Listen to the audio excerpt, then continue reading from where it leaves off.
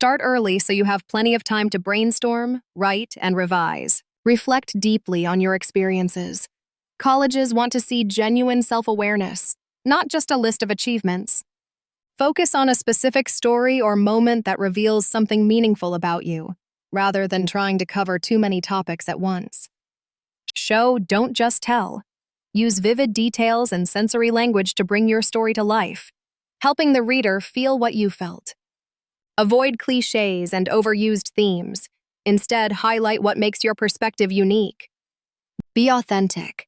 Admissions officers can spot insincerity, so write honestly and in your own voice.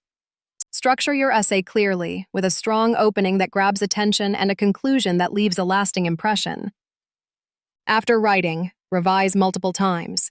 Read your essay aloud to catch awkward phrasing and ask someone you trust for feedback.